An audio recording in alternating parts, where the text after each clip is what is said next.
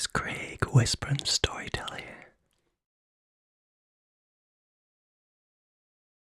I hope you are well.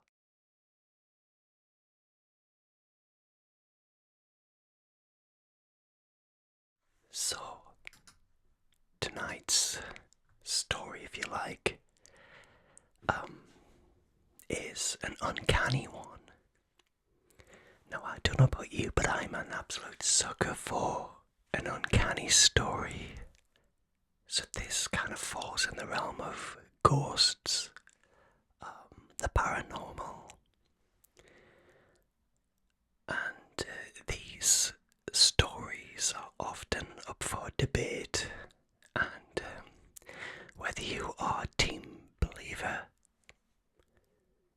or team skeptic, it's always a really good, healthy debate to have with these stories.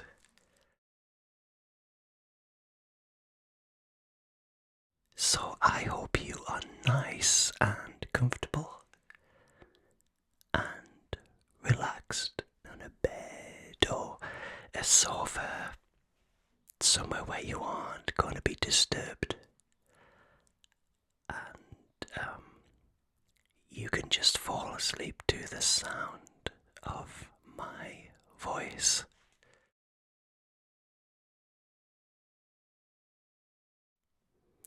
Nothing I say is of any real importance. This is just me tucking you in to go to sleep, spending time with a friend.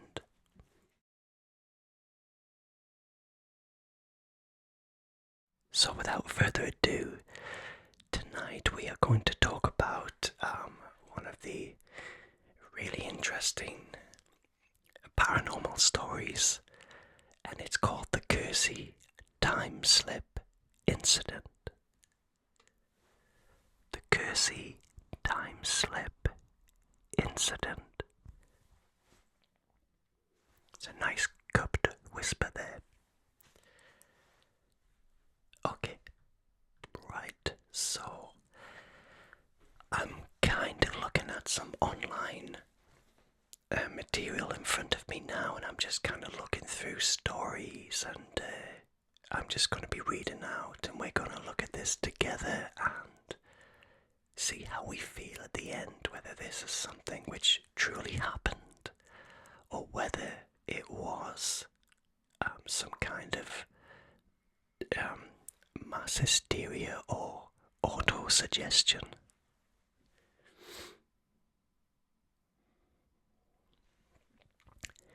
So, the world is full of weird phenomena, but one of the strangest and rarest is the time slip. So what is a time slip? Well, these are instances when people claim to have momentarily been transported to a different era or different time period. So either stepping back in time or stepping forward into the future. So one of the most famous examples of this phenomenon is the Kersey Timeslip Incident.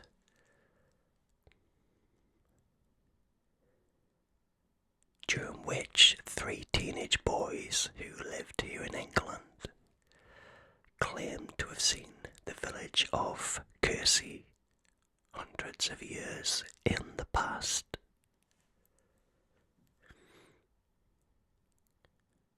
So while this is nearly impossible to prove, experts have struggled to fully discount the witness versions of the events. So the fact remains, what is the truth? Did these boys actually travel back in time? Or is there a more reasonable, earthly, grounded explanation. Well, let's have a look to see what the Kersey Timeslip Incident actually was. So we're going to go back in time, in a matter of speaking, to October 1957. So one morning in October 1957, something so strange happened to a trio of boys.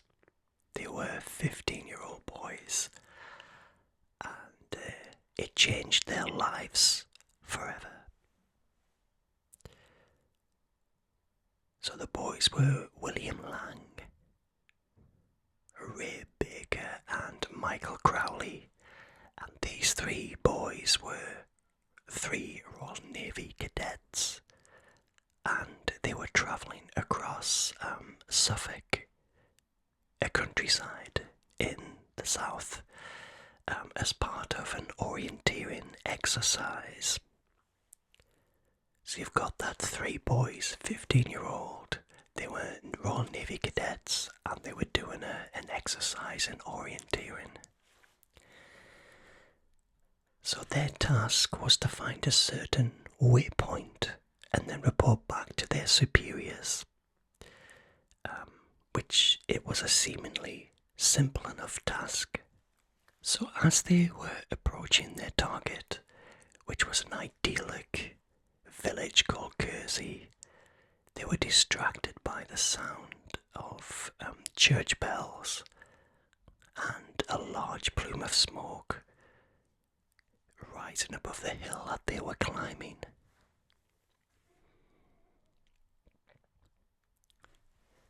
They had finally stumbled across the village of Kersey, but as they approached, they began to feel increasingly uneasy.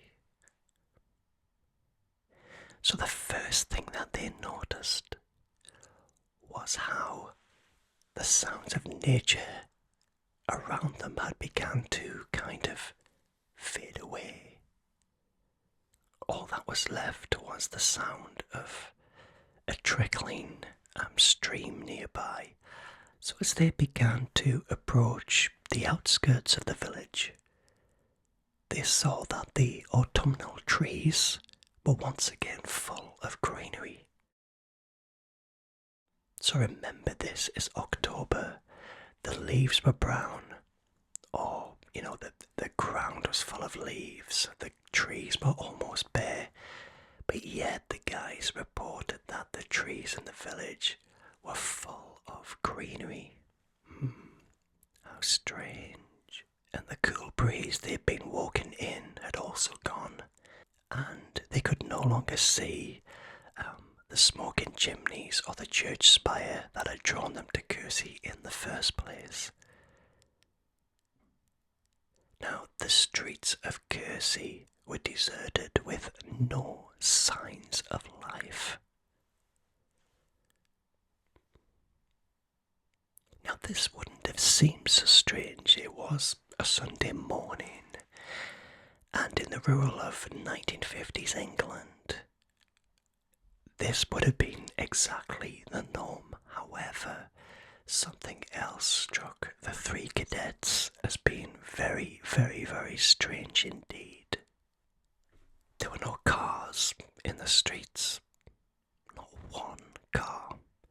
There was no telephone wires hanging from the buildings and no TV aerials on the village roofs. There was no sign of modern technology whatsoever.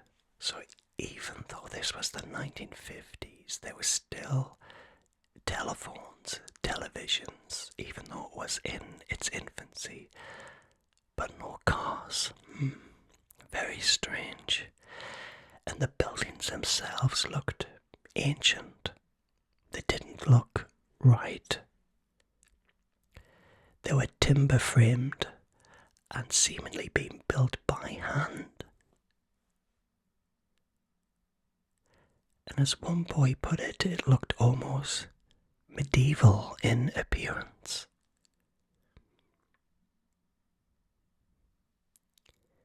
It was then that the boys' strange experience started to turn into something a little more sinister. Well, driven on by the inquisitiveness of the youths, the boys approached the building nearest to them, and it appeared to be a butcher's shop. One of the boys described the butcher's shop as there was no tables or counters. There was just 2 or 3 oxen carcasses which had been skinned and in places were green with age. There was a green painted door and the windows with small glass panes, one of them at the front and one at the side, and they were rather dirty looking. I remember that one of them said that when we looked through the window in disbelief at the green and mouldy green carcasses, the general feeling certainly was one of disbelief and unreality. Now, with chills running up their spines and panic starting to set in that something wasn't right, the boys approached another house. Its windows were also greenish tinted and smeared. Once again, they saw no signs of life within. The rooms were completely empty and crudely whitewashed and not of modern day quality. Very strange. So as they stepped away from the house, all 3 began to feel the icy stare of invisible watchers glaring down on them in the abandoned village. But as they exited the village and climbed back over the small hill, they turned back once again, and they could once again see smoking chimneys and the sound of church bells ringing. It was as if nothing had ever happened. Very, very, very strange indeed. Okay, so years later, in the 1980s, 2 of the boys, which was Lang and Crowley, reconnected over the phone and discussed the strange incident. Now, while their recollection didn't match perfectly, because that's what, 50, 60, 70, that's 30 years after the event took place, but the 2 decided to contact Andrew Mackenzie, who was the leading member of the Society for Psychical Research.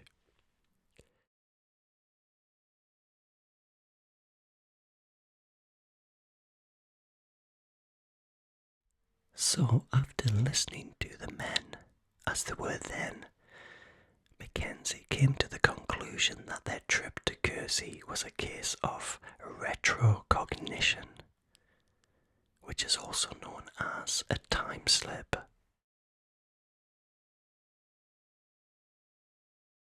Now, simply put, he believes that what the 3 boys saw wasn't the Kersey of the 1950s, but a Kersey from hundreds and hundreds of years ago. And it is an incredibly rare phenomenon that only a handful of cases are recorded worldwide.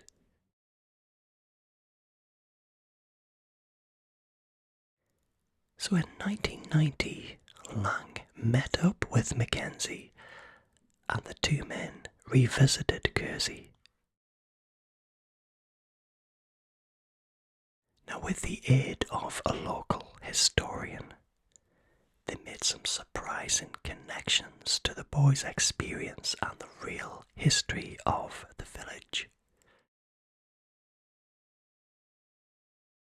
For example, the strange butcher shop which they had seen had actually been a butcher shop as early as 1790. And the building itself dated back to 1350.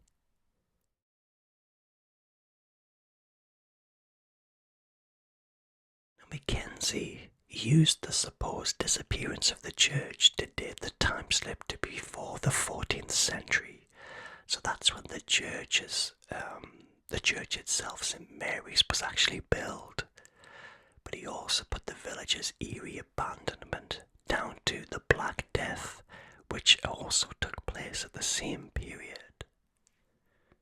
The Black Death, as you know, was that devastating plague that ravaged through Europe and reached England as well. So were the boys glimpsing into a plague-ridden vision of the village where they were actually standing?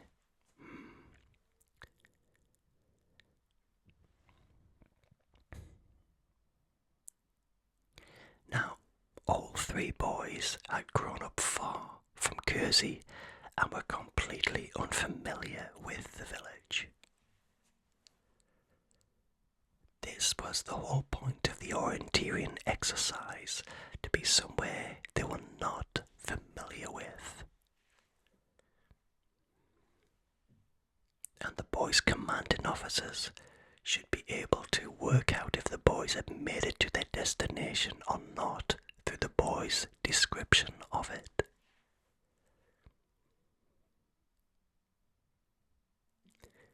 When the boys told their superiors what they had experienced,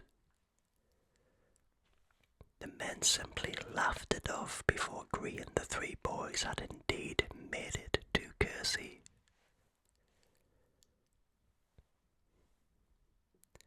But how could the officers be so nonchalant after hearing such a strange story, I wonder?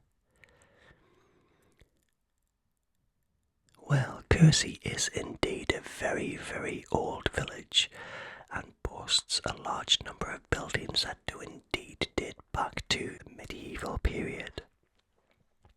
The local pub, the Bella Inn, is over 600 years old, and there had been several thatched, half-timbered buildings, so it's easy to see the boys might not have been expecting to find so much old buildings.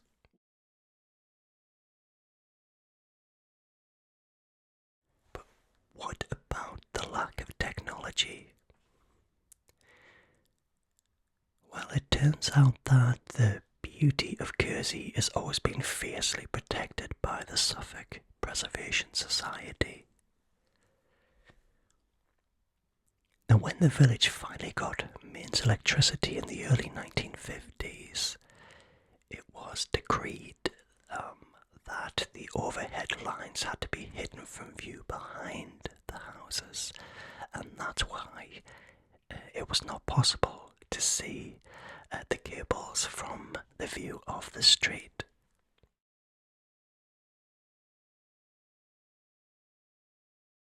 Now, there's a couple of other problems with Mackenzie's hypothesis that the boys did experience a time slip, besides the fact that Kersey was simply an old-looking village. Firstly, it's very unlikely that the 13th or 14th century village's buildings would have all had glass windows. Glass was incredibly expensive back then, so it seems unlikely that the people of Kersey would spend money on glass windows and then to leave their homes completely unfurnished. So that sounds very unlikely. It's also very debatable that as to whether Kersey would have had a butcher's shop back then. So during the period in question, only large towns tended to have butcher shops. A village like Kersey would have had a weekly market where the locals got their meat.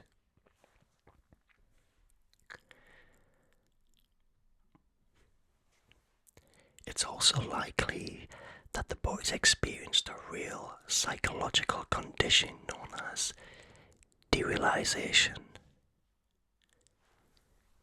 Derealization. Derealization.